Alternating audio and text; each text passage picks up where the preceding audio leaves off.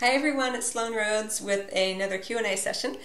Today I have a question from Shannon that she emailed in, and just for those of you who are tuning in for the first time, these Q&A recordings that are available here on YouTube as well as the audio podcast. There are links below for the audio podcast. These are in response to questions that you might have around spirituality or metaphysics, ego, heart, these kinds of questions. I started this series because many times what comes up for one individual comes up for many. So in response to Shannon's question, so let's just go ahead and read it verbatim. So Shannon says, I'm curious, what is the best way to stay in the present moment, but also hold space for goals and future plans? I always get caught up with trying to figure out when to set a goal, but how to stay present and go with the flow of the universe at the same time. Well, Shannon, thank you for your question because it's a great question. And I know that one that many people have been thinking about and are curious about. So there is kind of this misunderstanding that when you are being encouraged or it's being suggested that you stay present, go to the present moment, that you are somehow, your life somehow will go out of control, or that things won't get done, or that you're not being proactive enough from the perspective of the ego. Somehow things will fall through the cracks. There's so many fears around this idea of being present. So let's just bring it into a kind of an experiential example so that we can ground it in that. Because as a concept, you can kind of understand it, but it's often very difficult to enact it, to continue your practice of it. So, all right, so let me just tune in here. So how can we all, based on Shannon's question, be present, but also hold space for our larger goals? Well, this is what I would suggest. It's okay to have your larger goal, let's say, larger intention, while still being very, very present with what is. And the difference is that you are not as attached to how you get there, and you are not attached to the actual goal itself. Because the goal itself is an egoic construct, that somehow this goal is a real thing. Now, of course, what you're really seeking is the energy of that. So say, for example, we'll ground it in an experience. You're planning for a party. So your goal is to have this amazing party, this event, right? Say it's just a gathering, right? So let's even bring it into even more specifics and say it's a reunion. You are planning a family reunion. So there's a lot that goes on here and a lot of opportunities for the ego to come in and trick us into feelings of despair or anger or frustration because we're dealing with family. And family is a wonderful petri dish for our spiritual practice. So, all right, so you're planning a reunion. So your goal, to the mind's perspective, is I'm going to plan this event. And the goal of the event, to the mind's perspective, is to get everyone together and so that everyone can catch up. And there's always attachments there. So already the goal isn't just to have an event. The goal is to have a specific number of people show up, a specific group of people, and then the mind continues on this agenda, and then they're meant to have fun. They're meant to catch up. We're meant to maybe mend fences or create stronger bonds. So already this fun event, before we've even really begun, has begun to take on a life of its own based on the ego. So you can still have this event and have this be your end goal, so to speak, and still be very, very present. And the reason I'm bringing it up like this is to help you recognize all the different ways that the ego can come in, because being present really is just another way of dissolving those egoic agendas and expectations and attachments. So let's just back it up even more. So what is the goal, right? The goal is to have this event, to have these people come together, to have a reunion, right? And what is the energetic goal that you're wanting to accomplish? You're wanting to show more love. You're wanting to experience more love and connection.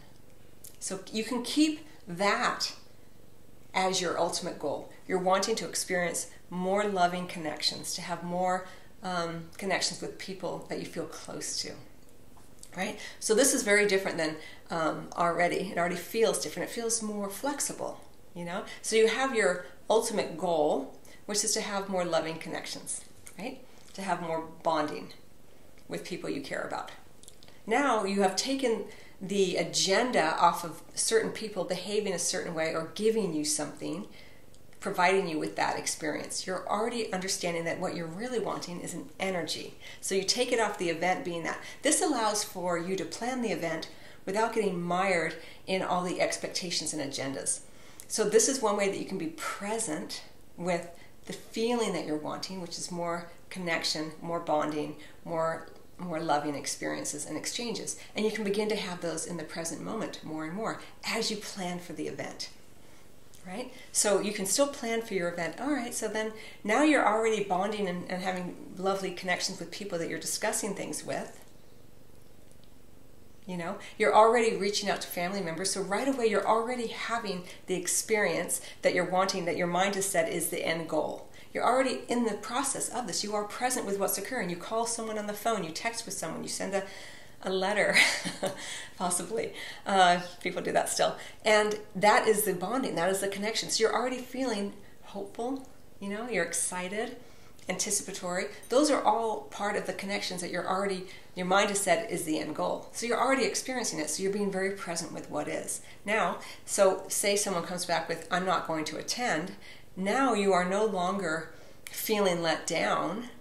You know, my goal isn't working, people don't want to show up. And now you are getting clear on how you can have that experience of bonding and connection and love, loving connections in the here and now, and where those connections can be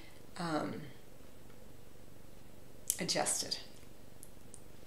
So you're being very present. Someone says, no, I don't want to go. You can just be very present with that. And there's not the crushing disappointment that they're not going to be at the end goal. You know, you're already having that connection. Maybe they say it very nicely, oh, I'm not able to come, but I really appreciate your, you know, trying to get this set up. Then you're already having the connection.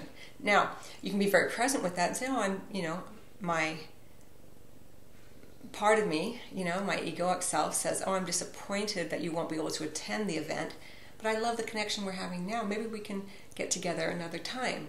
You know, this kind of thing. Now, if someone responds and says, no, I'm not going to attend because I've had this feud with, you know, Billy Bob since, you know, my cousin Billy Bob since, junior high school, and, you know, there's bad blood between us, you can also respond to that with, oh, okay. You know, you can be present with that, again, without the ego's agenda that you're somehow going to mend fences between Billy Bob and Jimmy Joe, you know, in the back of your mind, and finally ease up all the tensions within the family. You're already setting yourself up for a disaster, so you can be very present with what's occurring and say, okay, thank you for letting me know. And you're already beginning to mend the connections.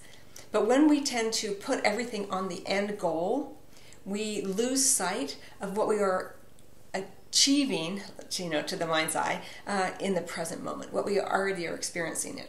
So this is one way that you can be present and still have your end goal. It's kind of a different way of thinking about it or feeling your way into it, but it's much less distressing and anxiety-ridden.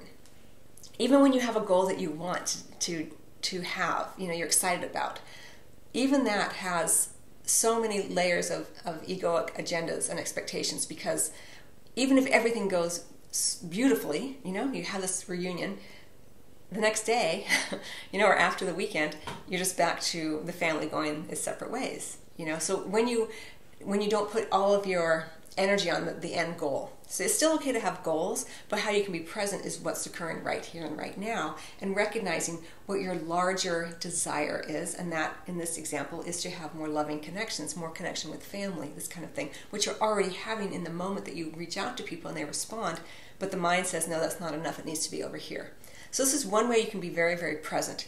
Now let me give you another example. I'm going to give you a few different examples, and just kind of bear with me, and if it resonates, you know, wonderful, and if it doesn't, of course, you know, trust your own heart above what I may suggest here, or anyone else for that matter.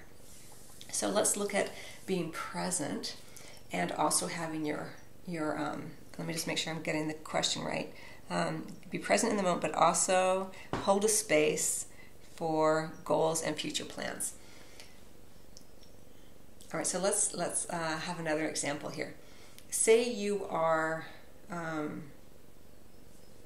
give another example because these are kind of fun examples. They're very concrete. You're planning a trip, right? So you know that you want to go to Hawaii and you want to go sometime in the summer. And say you even pick a date, July 7th, we're heading to Hawaii for a month, right? So right away your mind says, and then I can finally relax, and then I can finally have fun, and then I can finally blah, blah, blah. So just be aware that whenever we tend to set a goal in the distance, there is a tendency to feel as though we have to wait for the goal to materialize in order to feel what we're wanting. So this is one way you can hold space for it. Yes, I want to have my goals for the future. I want to go to Hawaii this summer. And then you can be present with whatever is arising. If you are thinking, oh, and how am I going to get there? And I'm going to have to save money. And you find that your planning of the trip or the event or whatever it may be is stressful to you, then you're no longer being present with what is. Then you are grinding away in the older egoic patterning. But one of the ways you can play with this is to take a break. If you find that you're becoming stressful, you take a break, you don't think about it, you walk away, blah, blah, blah, do whatever, and you come back to it and you think, wouldn't it be amazing? Wouldn't it be amazing to have everything work so beautifully? We get to the airport on time, the flight's on time, we sit next to interesting people, our hotel is perfect, and you can begin to still plan from a place where it feels good to you, as opposed to planning with the stress and the anxiety. Because when you start doing that, what you tend to manifest is just more stress and anxiety, even at the event, when the event finally rolls around, or after. So different ways to be present, and also recognize how the ego can come in very quiet, sometimes, ways to keep us in the familiar patterning of if this, then that. If I can just get away, then I can finally feel relaxed. If we plan this event, then finally there'll be more loving connections and more connection to family in my life. These kinds of things. So those are two very sort of concrete examples of being present. One is to make sure that you recognize what the energy is that your mind thinks. What the mind thinks that the event will bring you. And usually it has to do with an energy. Usually you're wanting to feel a greater sense of peace and serenity. Say, for example, you go on vacation, or excitement, You can access that in the whole process and even in the moment, but the mind says, no, I have to have the event for that.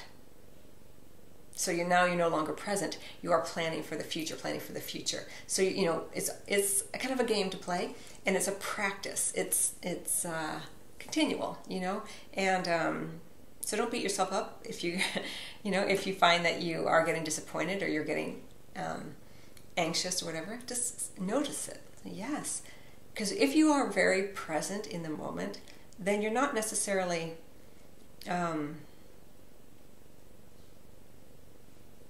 feeling stressed, because you're just it is what it is.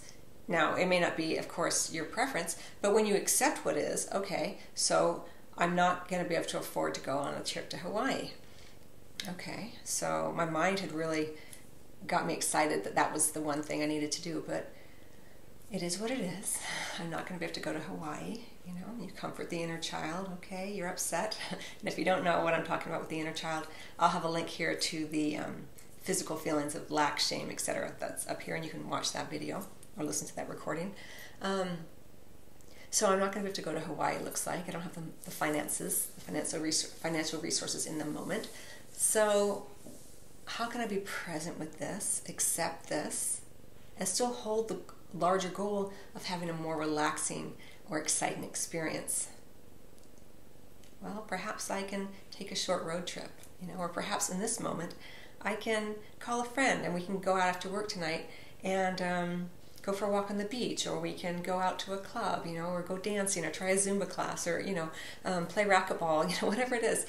It doesn't have to be, you know, it's not like it's climbing Mount Everest if you want excitement, and it's not like you're relaxing on a beach, you know, in Hawaii for relaxation, but there's a version of it that you can have access to, and that's how you can stay present. A lot of times when we think we have to be present, it feels like we're doing nothing, but we're actually very active in the spaciousness, in the allowance of what can come in.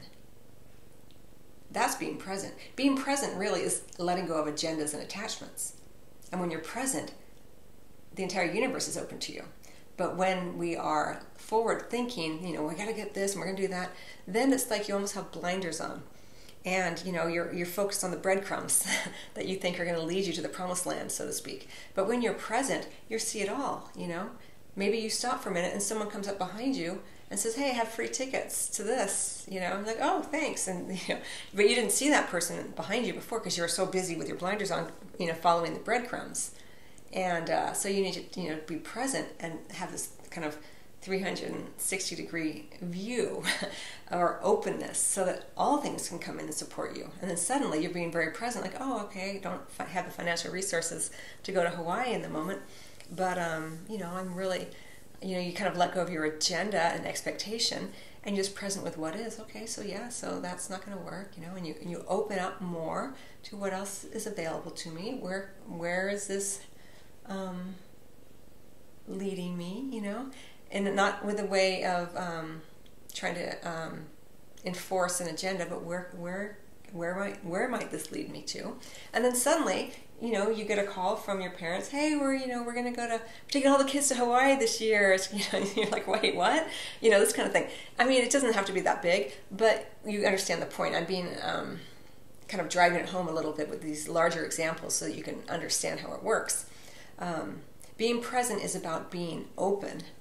Still having your goal, so to speak, in mind, still having your plans, but you're not getting caught up in the, you know, the scarcity mentality of following the breadcrumbs and trying to figure it out, and this has to happen this way. Because whenever we feel like it has to happen in a certain way, it's ripe for things to go wrong, you know, from the perspective of the ego, and then there's that disappointment. So, you know, you play with it a little bit. There's lots of different ways to be present, and I know I'm presenting it maybe in a way that maybe a little differently than how you have experienced it in the past. But I think, you know, with concrete examples, it helps all of us to recognize, because as concepts we understand it, but so many times when life arises, you know, life unfolds, we get lost, you know, because as a concept, it's not grounded yet in our experience. So, you know, for me, really, ultimately, being present is about accepting what is, but knowing what your overall goal was or is with what the mind thinks it wants in the future.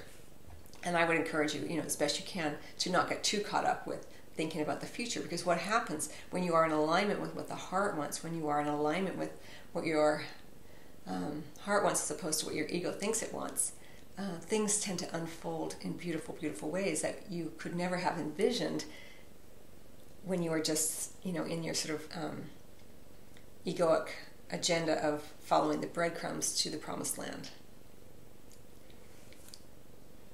I hope that you find that helpful. If you have any questions, of course, leave them here on the YouTube channel, or you can email me for further clarity, or if you want me to address this in a different way. But this is my response today.